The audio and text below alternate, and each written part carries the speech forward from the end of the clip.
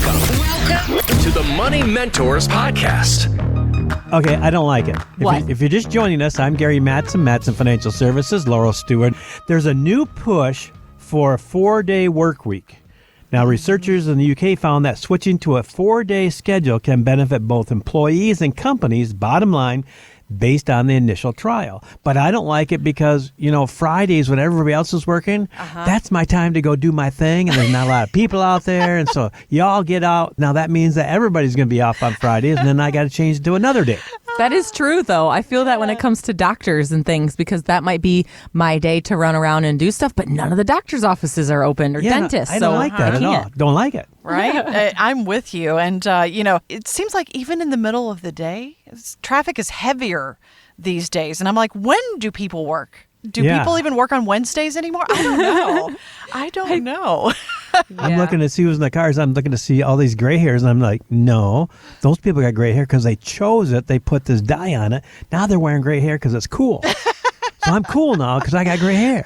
Maybe we're all pretending we're retired or something. I don't know, but it's different.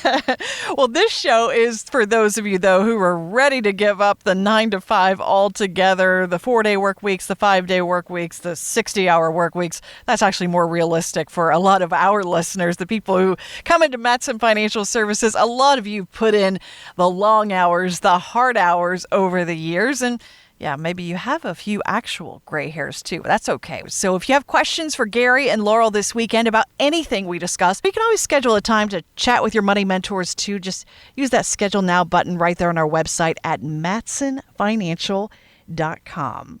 But it's interesting. You mentioned something last week here on the show, Gary, that you, Laurel, and the team are still working with CPAs right now to go through all the various tax changes included in this big, beautiful law passed by Congress recently to figure out how to adjust the plans for your clients.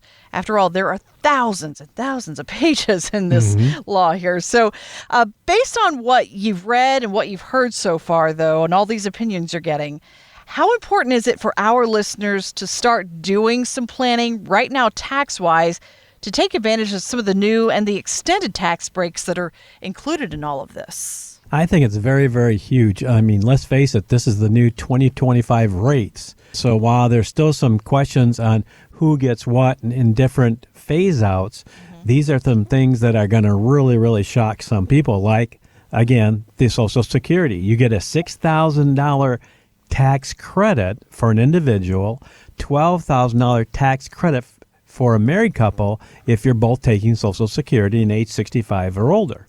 Now, that does phase out at $150,000 adjusted gross income. But again, I think they said about 9 out of 10 recipients of Social Security will not be paying taxes on their Social Security anymore. So that is huge. That's a big pay raise. Very much so. Laurel, what are you hearing from your team of CPAs, your preferred providers, about what could happen here? Because we've been talking about these tax cuts, for the last 8 years? Kind of nice to have some of these extended for your clients, isn't it? Absolutely. I mean, that permanent extension of lower tax brackets and higher standard deductions, really that's something that we can use now for our planning and look out for years now as to what this is going to look like. So this standard deduction increases to $15,750 for single filers and $31,500 for married filers. Whoop, whoop, whoop. I mean, that's a big number. And the child tax credit rises to $2,200 per child.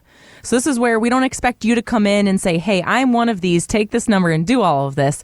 But now through this conversation, we can make sure when it comes to our advanced tax planning strategies that are part of our Mattson Financial Enhanced Retirement Plan, we now know prior to year end, which is really awesome too. We're not waiting till the end to know all of this, but we can start moving in this direction. This is another way if you are a parent or a grandparent and you've got some expecting babies coming, right? We all know about this Trump account. So it's a brand new custodial retirement account for minors. And this is designated to give a head start on long-term investing. I think this is really great to start getting our younger population now in tune with what's happening and how do we take advantage. So who qualifies? It's kids under 18 with a Social Security number. And the election must be made by a parent or guardian. From there, you are allowed to contribute up to $5,000 per year per child. Ooh. So these are things, once again, to kind of take advantage of this free vehicle, if you will, this opportunity. We don't really know what it's going to look like in 20 years, but you get to be a part of making this impact for your child or grandchild. So if that's something you're interested in when it comes to multi-gen planning, we've got a bunch of other ideas too that we'll have for you, but this is one we can get started with as well. And there are also new deductions for if you're in the service industry. So maybe you get tips, whether you're a hairstylist, working in the restaurant industry, bar industry. Well, some of those tips, or most of those tips, are not going to be taxed anymore. And then this is the one I like. Car loan interest is now going to be exempt from taxes if it's made in the United States. So again, there's varying eligibility requirements. So again, you got to narrow that down and understand that. Don't go out and buy a new car and have the interest automatically think you're going to get a tax deduction on that. You got to meet the requirements for eligibility. And we have an awesome handout on this as well. So if you're one of those individuals who are like, I want to see something in front of me, something in writing, we'd love to pass that resource on to you. So you can give us a call here or go online to matsonfinancial.com and request that, and we'd be happy to share that over with you. I got to say, I like the fact that we're staying in tune with it like we always have, but now we're giving out handouts, white papers. Hey, that's really good. Yeah, absolutely, because there is so much packed into this. We covered it a little bit on last week's show. We're probably going to honestly be covering this for the rest of the year here on Money Mentors because there are so many different changes. And just like both Secure Acts passed several years ago, a lot of these different rule changes can really trip people up if you're not careful too. We want you to take advantage of the rules and take advantage in your favor too. And that's what your Money Mentors are looking out for right now as they go through all these different rules and regulations. So again, if you'd like that handout, just a really simplified explanation of how some of these changes might affect you, you can always go online and request it there at matsonfinancial.com. But I also wanted to ask you too, I know, before this bill was passed, we heard a lot of scare tactics in Washington coming out about Medicare, Medicaid, what this bill was going to do to various programs. I would assume right now the guy we lovingly call Medicare Matt, that is not his real name, but Matt. I think he's going to change it. Yeah, right? Yeah, I would imagine he's going through, especially some of these marketplace changes that they've talked about, because there is a lot here that could change people's premiums going forward, as I understand it, right? Absolutely. And that's something about Matt. One of our core values here as a team at Matson Financial is always learning. Matt also, every year when it comes to compliance and what you need to do with Medicare, there's so many certifications and renewals and things that you need to be doing. And so we're proud that Matt owns all of that. He's always looking forward to how to make a better impact with his clients. And so this is something we're having lots of conversations with Matt and our advisors here to know, how does this impact our clients? So the next review that we have with this one, is there anybody we need to be really proactive with in having this conversation because it affects them now? But no, if you have some of those questions and you're wondering, you want a little help, you can also get started with us today by sitting down with Matt, and that will be complimentary to discuss your Medicare or Marketplace. If you need that gap insurance, he can be a valuable resource for you. Real life lessons about your retirement. You're listening to the Money Mentors Podcast. We've been talking a lot today here on this show about what they've been doing in Washington lately. They've been a little bit busy on Capitol Hill. In fact, Congress has passed the first major crypto legislation ever, a package of bills establishing a regulatory framework now for a certain cryptocurrency. Crypto investors have enjoyed some really nice gains as a result of this legislation. So does this mean crypto is here to stay for investors? And is it something to consider perhaps as part of a retirement portfolio? Yeah, I believe crypto's here to stay. Now, as I say that, I've gone through a different view of crypto than I had in the beginning. Okay. We have people come to us and say, should I buy crypto, should I not? And so I got involved in the beginning, started buying some crypto, did the whole thing where I hold it in my electronic wallet and kind of followed it through. And quite frankly, made some very good money so I could pay cash for a brand new Corvette. So I said, okay. I went in at $1,500 a coin, sold it at $69,000 a coin, and I bought my new Corvette. And I'm like, okay, now I got something tangible. That type of investing is very different than it is now. the reason I bought that something tangible was two reasons. One, it was money I was counting on never getting back. So my wife said, hey, if you can pay for it, you can have it. Okay, that worked out good. Go Nance. Yep. And secondly was the factor that I wasn't looking for it for long-term viability. Right. Now we own it in our portfolio. We're buying it for long-term viability, and we're buying it, selling it as we would a stock or a bond in our portfolio. That's really different from me as an advisor and as a person who actually owns investments. Before I was testing the market, see what it's going to do.